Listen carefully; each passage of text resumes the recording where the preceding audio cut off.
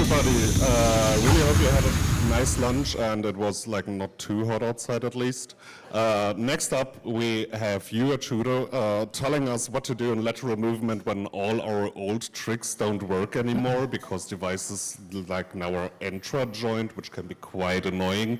So yes, feel free also like to fill up these rows from the back. That is like just a way nicer view for the speaker and for us. So thank you and give it up for Yuya. Thank you very much. Hello everyone, welcome to my talk, Open Across Devices, Expanding Lateral Movement Through Passive Certificate Attack. So this is my first time to visit Troopers, and it's very exciting, and I didn't know that there would be the introduction of me before the talks, which makes me kind of nervous. And also, I didn't know that there would be the legendary people sitting around here who are the famous authors of the tools I'm using every day, which made me super nervous. So I think I forgot all of the jokes during the talk. So please.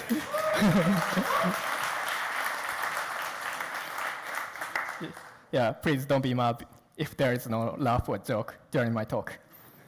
All right. So my name is Yuya, and I'm interested in Windows and Enter ID, and my job is mainly red teaming. So as a red team consultant, I'd like to start this session by talking about the story from one of our engagements, which I think you might have come across if you have done a red teaming before. So in our red team engagement, we have successfully gained initial access to one of the target enter-join machine. Then we have extracted the PLT cookie from the workstation, and we pivoted to the Microsoft 365 for stealing some corporate data. And we explored the target SharePoint, and we found a file that looks very interesting. And opening the file, we found nice credential there, which is global administrator's credential for the target tenant. Maybe you don't believe it, but this happens sometimes during the red team engagements.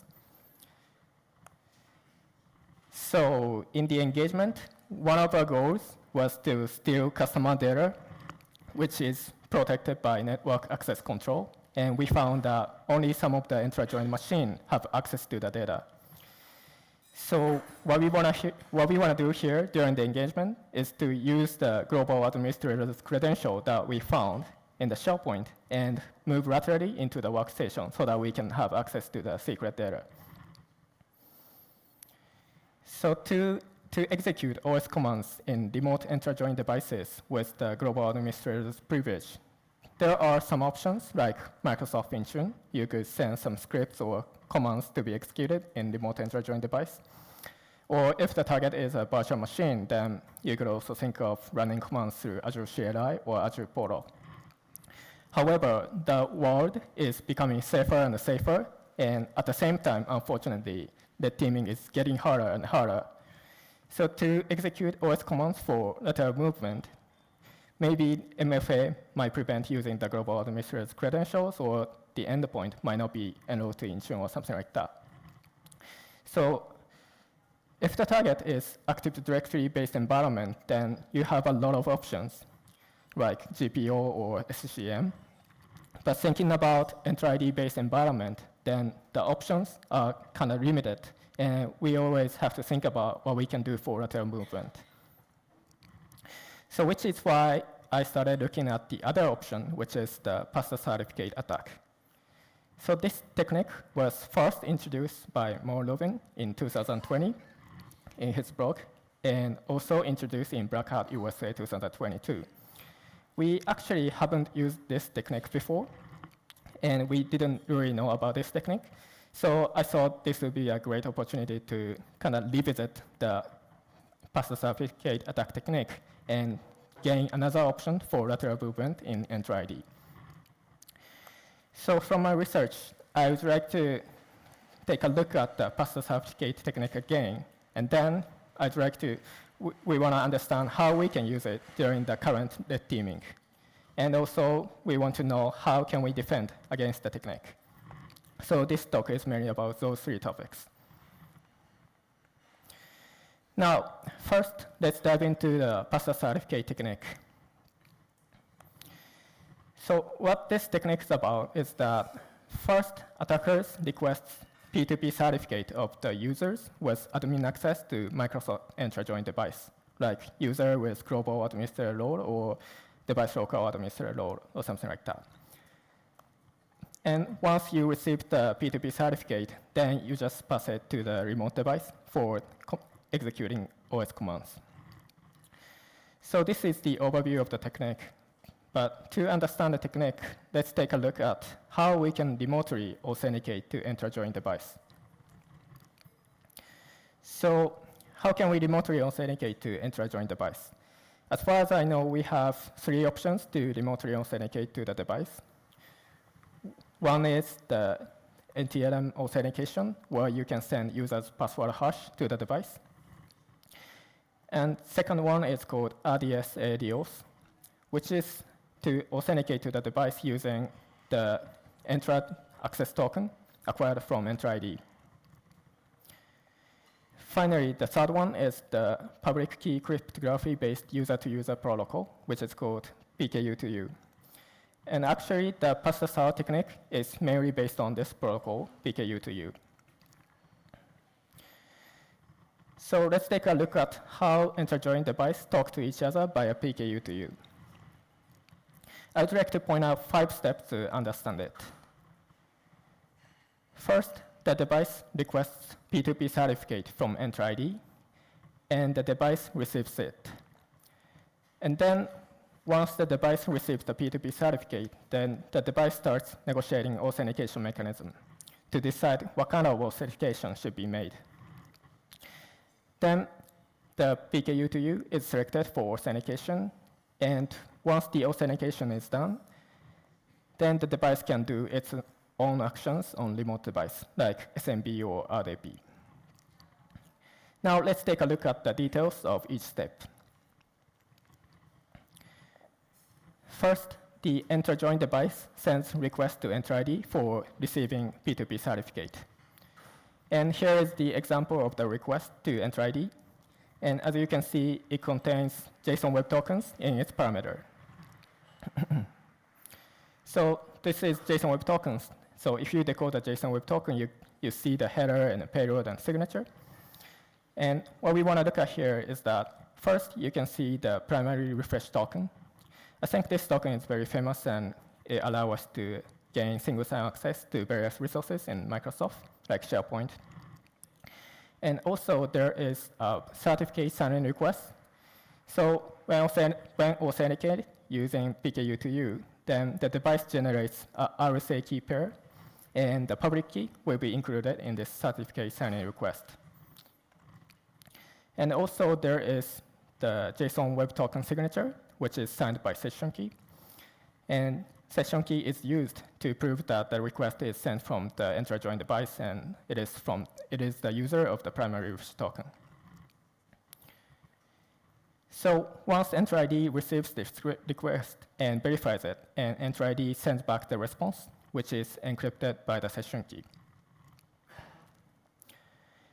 And here is the decrypted version of the response. And it contains the certificate, as you can see here. And this is the P2P certificate and issued by Microsoft Organization P2P Access. And this certificate has a few information, and it contains the tenant ID and the authenticated user and its name.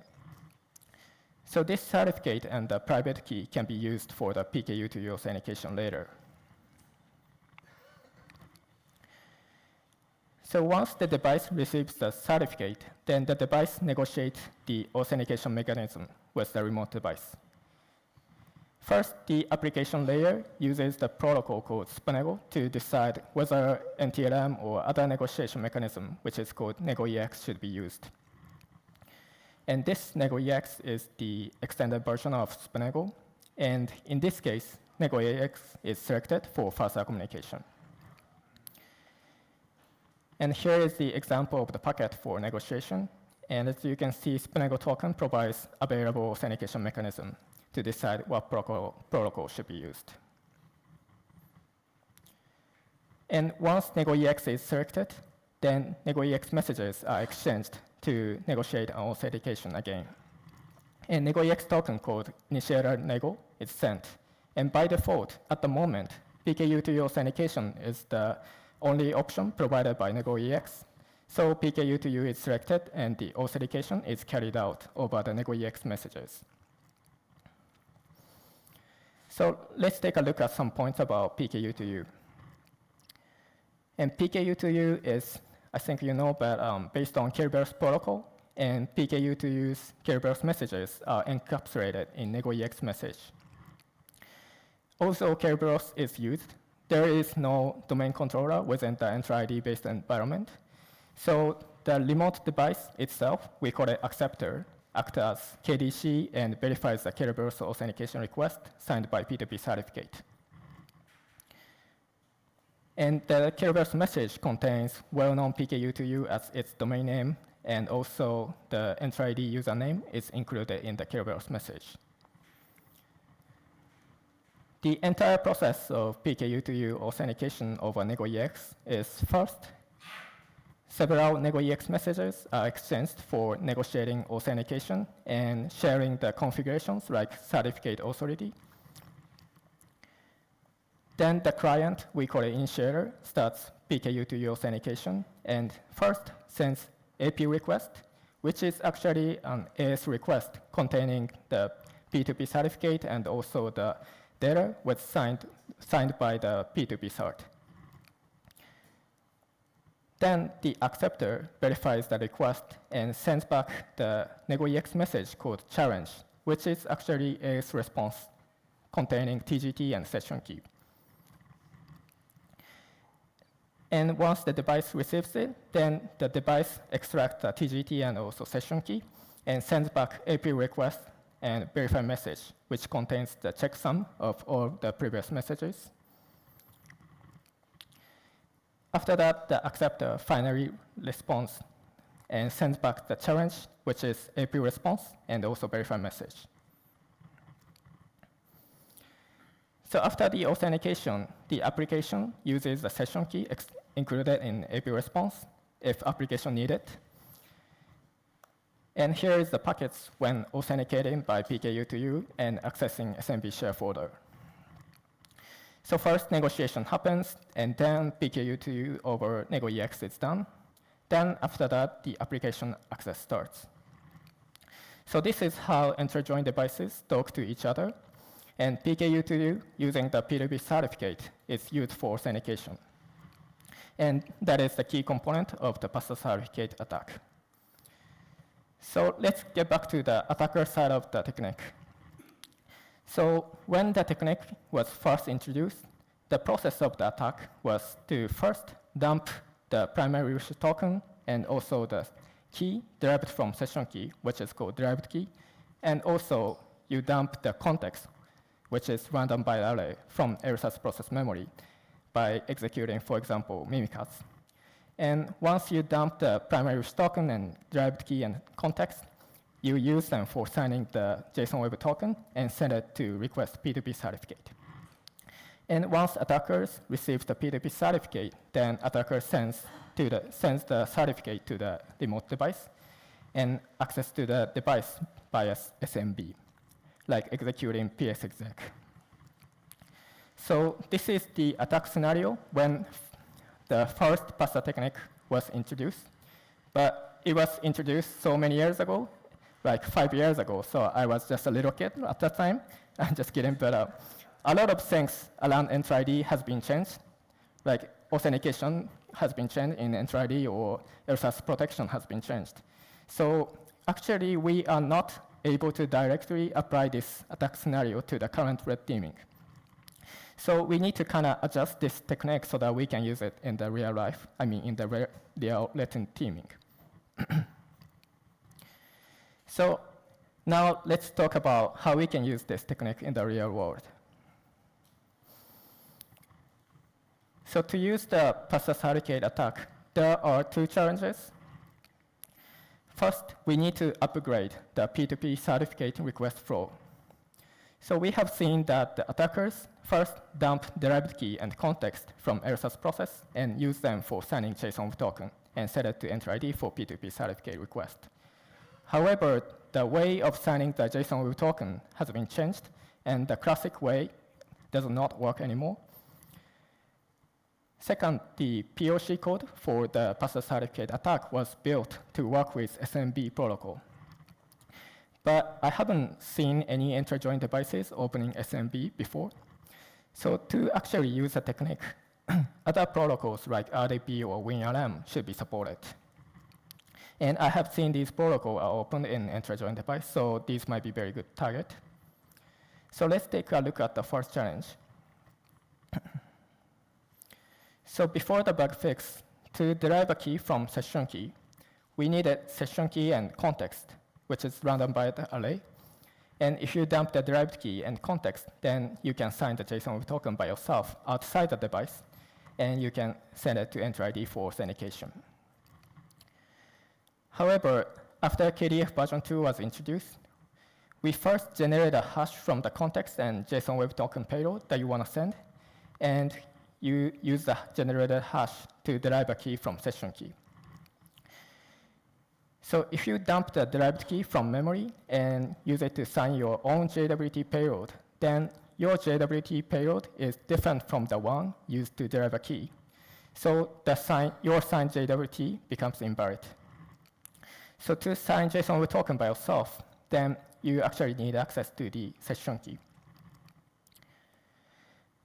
But many years has passed since the technique was published, so we now know a lot of ways to handle the primary token and also handle the key signing. So this was kind of very easy challenge. So one of the ways is to first, we can send ID and passwords of the compromised account. Then we can receive the access token from enter ID. And with the acquired token, we can join a fake device to enter ID. Then once we join the fake device, then we can send a request for receiving primary token and also session key. Then we can use the primary token and also the session key to sign the JSON with token by ourselves and set it for P2P certificate request. And once we get the certificate, we can just pass it for authentication. So by implementing this flow, I succeeded in requesting P2P certificate by myself. So to weaponize the technique, now we just need to support multi-protocol. First, we will work on RDP. So here is the overview of the RDP's connection sequence. I'm not going to talk about the details of RDP since it was too tough, and I don't want to remember the day when I was working on this. And there is already a lot of RDP tool that supports NTLM or Kerberos, but not PKU2U. So when we want to do RDP by pass-through certificate, then we must customize mainly the CRED SSBP part of the existing tool. So CRED SSB exchanges TS request message, and we can encapsulate Spinning token inside it. And also you can include NegoEX messages, as you can see in the packet. So by encapsulating NegoEX messages inside the TS request, we can authenticate to remote enter-join device by P2P certificate. And once the PKU2U authentication is done, then we can get the Kerberos session key from AP response. And as part of the process of CRED SSB protocol, we have to send the hash encrypted by the session key for client verification. So we have to do it. And then after the verification, we have to send the user's ID and password encrypted by the session key for credential delegation. So by following this flow, I succeeded in supporting RDP for pass-through certificate attack. And I will show it to you later in a demo. Next, let's look at WinRM. I will be looking at WinRM over HTTP case. And comparing with RDP, WinRM is very simple. First, client sends post request for authentication. And once the authentication is done, then the exchanged session key is used to encrypt the WinRM session. And the client can execute commands in the remote device. And this is the example of the request when authenticated by the PKU2U. The HTTP request has authorization header, and the header contains base64 encoded SPNEGO token. So in the same way as our AP, we can encapsulate NegoEX message in it. So I also built a tool that supports WinRM as well. And we can see that NegoEX messages are exchanged and encrypted WinRM session follows. And once you know how to handle NegoEX and PKU2U, it was very easy to expand it to other protocol. So I also finished extra mile of supporting RPC just in case I need it in red teaming. So I built all these features into one tool called Entra Pasta Sort. So let's take a look at how we can execute pasta certificate attack with this custom tooling. So I have 3 pasta certificate attack scenario, which I think we can apply in the current red teaming. So let me go through each of the scenario with its demo. So first one is join a fake device scenario. It is basically the same as what we saw in the upgrading the request flow part. First, the attacker sends ID and a password they found in the SharePoint to receive token from enter ID. Then attackers join a fake device, and once attacker joined a fake device, the attacker sends primary token request as well as P2P certificate request. And finally, you can do the pasta sort for compromising remote device. And the interesting part of this technique is that if conditional access policies are not properly configured, then attackers might be able to bypass the MFA in this flow. Let's take a look at how this works in a demo.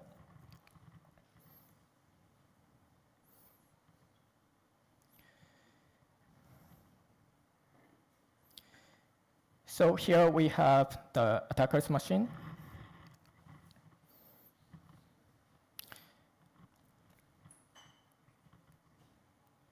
And also we have the victim's machine, which is Windows 11. And this is joined to enter ID. Now let's suppose that we got the credential for global admin account. And if you check the credentials,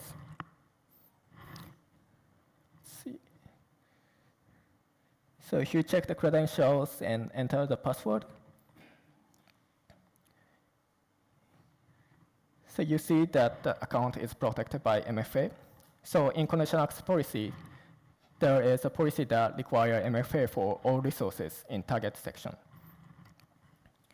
So here, by using the credential, we would like to move to the Windows machine. To do that, first, we need to get a token for device registration service by executing load.tx. So you specify the device registration service as a target resource, and you specify also the Microsoft Authentication Broker client ID. So as you can see, we successfully acquired Entra tokens without MFA. So MFA is not enforced when the conditional access is not configured properly. I will explain later. So once we acquire the token, then we can join a fake device like this.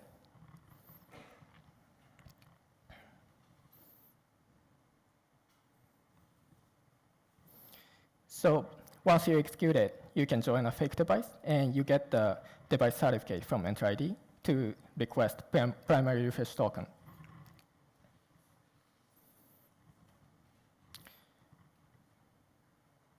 So let's go get the primary token.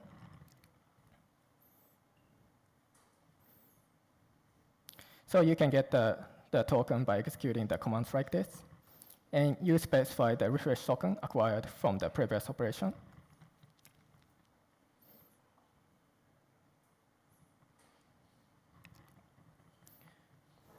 And once you execute it, you get the primary token and also the session key. Now we have all we need to request P2P certificate.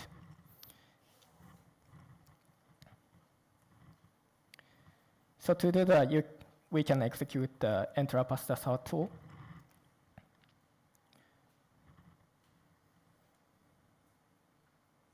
So Entra Pasta Sort has a command called request P2P cert. So you can execute a command but with the primary token and also session key that you acquire. And once you execute it, you can get the P2P certificate, as you can see here. So we have the P2P certificate, so we can just pass it for lateral movement. So in this demo, we will do the out AP.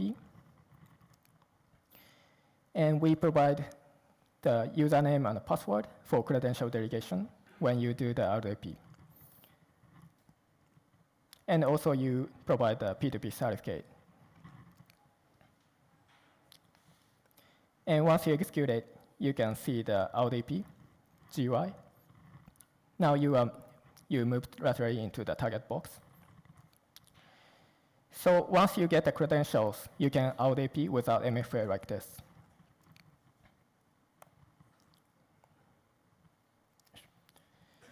So the good thing about this scenario is that you need only ID and a password, and you don't have to deal with MFA, and you can use the power of global admin for lateral movement. But of course, you need to find the credentials of users with admin access to target devices. The second scenario is phishing for P2P cert. And the different part is we do the device code phishing to the target victim who have enough privileges in Enter ID. And once you get the required token, then we can get primary token and P2P cert by using the device keys. Then we can execute the attack.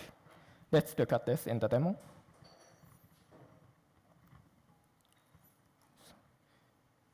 So first, we can execute the commands like this, and we can start the device code authentication, and you specify the device registration as well. And once you execute it, you can get the user code.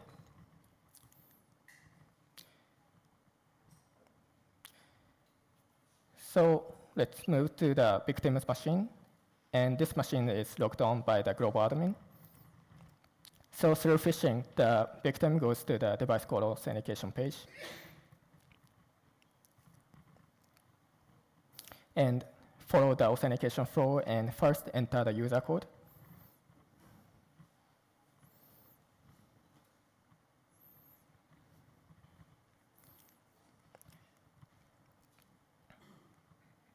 And enter the password and continue. And the authentication is done. So once the authentication is ended, then attackers can acquire the tokens required for the later attack. So after that, the attack is same as the last demo. So first, we can join a fake device.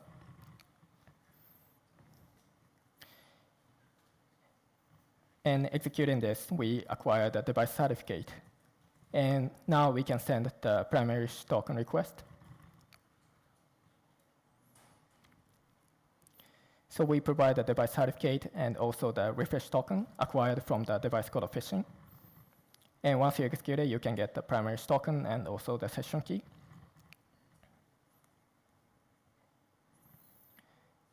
So we now have all the things needed for the P2P certificate request. So we will execute the request P2P cert command in enter pass the cert. So you get the P2P certificate, so we can do the lateral movement. And in this demo, we will do the WinRM for executing OS commands. So you specify WinRM, and also you specify the P2P cert.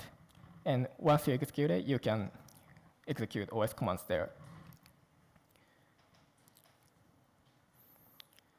So if you succeed in device code phishing, then you don't have to do the credential hunting, and you get the tokens needed for the attack. And if the MFA is properly configured, then you cannot join a fake device with just only the password, like the first scenario. But if the victim has already done MFA for us, then the tokens acquired has MFA claims in it. So you don't have to worry about MFA in this case. However, you have to think about social engineering for phishing. And also, device code authentication is coming to an end because we enjoy this too much.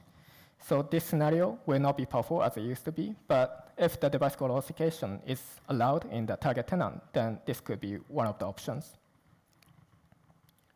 So the last scenario is living off the run key. So if MFA is enforced and device code authentication is blocked, then it might be difficult to join a fake device by yourself. Then we can just use the existing device. So if we can execute a malware in intra-join device, then we get access to the keys needed for signing, even if they are protected by TPM. So through the malware, you can send a primary token request of any user if you know their credentials. Now you receive primary token and session key, so you can send P2P certificate requests by using the key stored in TPM as well. And once you receive the P2P cert, you can take it out and you can use it for pass a certificate from your device. So let's take a look at this in a demo.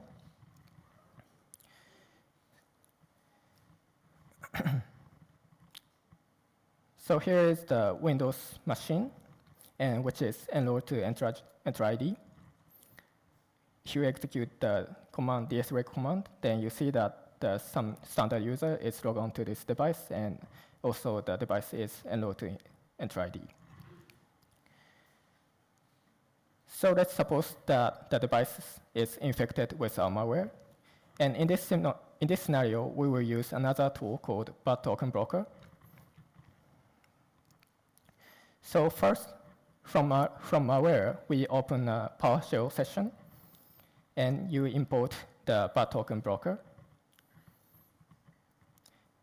And once you import the bad token broker script, then we can execute the request P2P cert command. And you provide the username and a password.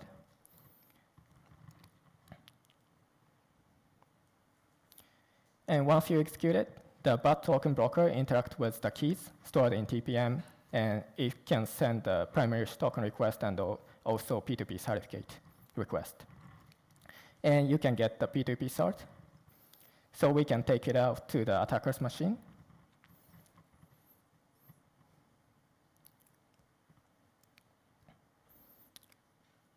First, we generate the p2p-cert.pfx file from the keys and certificate that we acquired from the malware.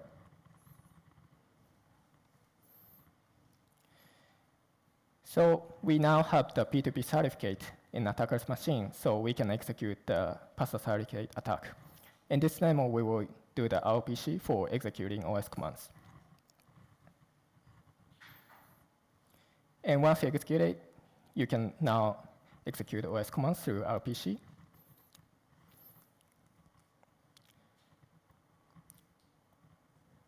So this is the demo.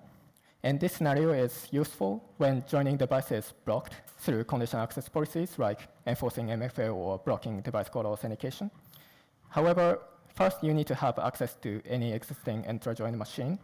And also to send primary token request, you need to find credentials of the user with admin access.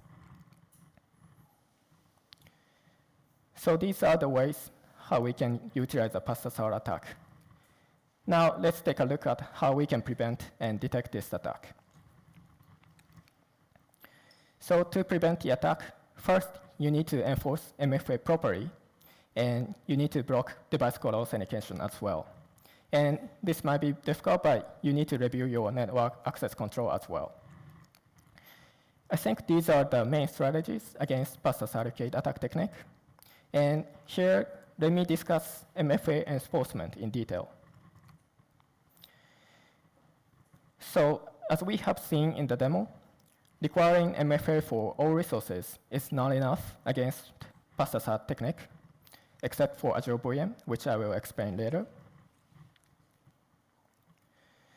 And with this configuration, as you can see, the token request for Microsoft Graph is blocked by MFA, but token request for device registration service is not blocked. To enforce MFA properly, you need to enforce MFA based on user actions. So in the conditional access policy, you can apply policy based on user actions. So with this, you want to enforce MFA for device registration service. And if there is only a policy requiring MFA for all resources, the attack against Azure VM is actually blocked, probably thanks to the extension installed on Azure VM. you can acquire the token, and you can also get P2P certificate. But when executing OS commands in Azure VM, it fails, and they require MFA. So Azure VM is kind of protected, but it doesn't block against other type of devices against this technique. So please review your condition access policies if possible. Finally, let's talk about detection. First, you can look for any logon events that is using PKU2U for authentication, as Ruben recommended. Also, if you want to detect the attack in the cloud, one of the ways is to look for any suspicious token request logs for device registration service. Or you have to check device registration activity in audit log, especially by high-privileged user. So let me summarize today's talk. So pass certificate attack technique helps attackers for lateral movement in Entra-based environment. And if you happen to find credentials of any privileged user, then you might want to try this attack path. And to prevent this attack, I would recommend reviewing condition access policies and also review your network segmentation in your network. So that is all for the talk, and thank you very much for listening.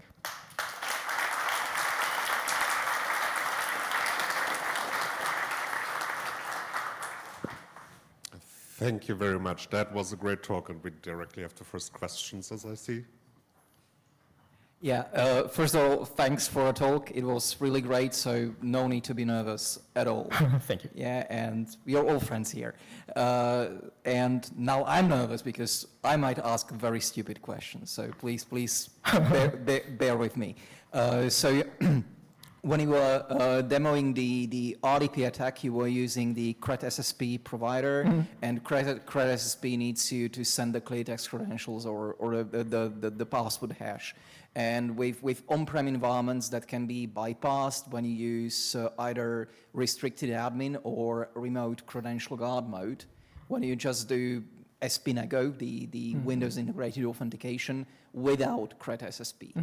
So is that scenario also possible to do with PKU2U, or you always need to use CRET SSP with RDP, with these cloud accounts? Thank you for asking.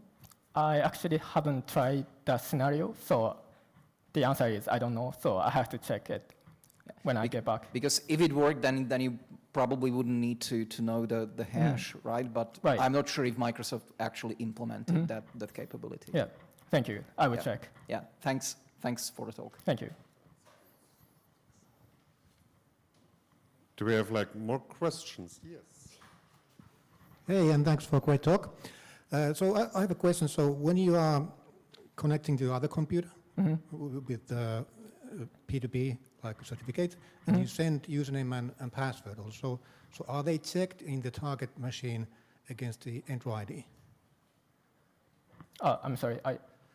So when you send your certification and then username and password to the target machine, does that target machine check the credentials against Entra ID? So is it trying to log into Entra ID with those credentials? Sorry, I don't know. I didn't get the question. Okay, no worries. So let me discuss. Yeah, we can talk later, no worries.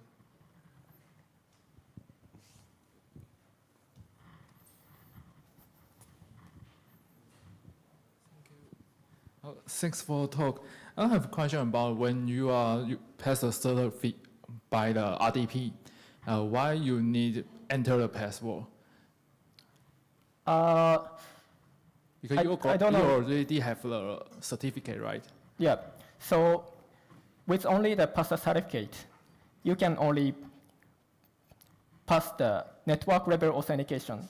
So you can go through the network level authentication by the pass certificate, the P2P side.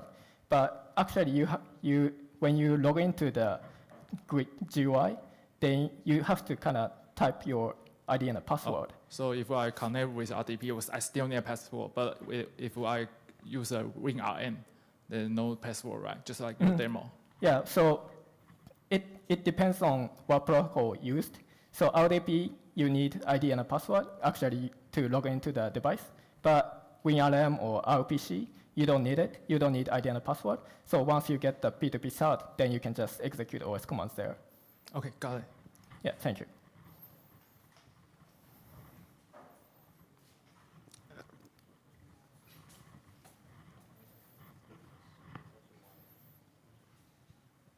Thank you very much for the talk. One question about the MFA requirement. In the BadToker broken tool that you published, you also have the ability to use the Windows Hello for Business container for authentication, when I remember correctly. Could that also be used together to have like already signed MFA requests and go around the MFA requirement then? So your question is about using the access token with MFA claims, and you can pass it for authentication. Yeah, correct.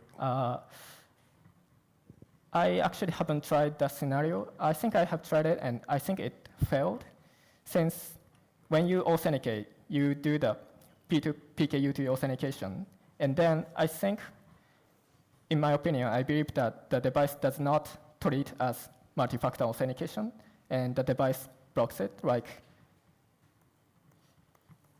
the error like this. So the access is blocked, even if you get the acquired token, access token with MFA claims. Great. Any more questions?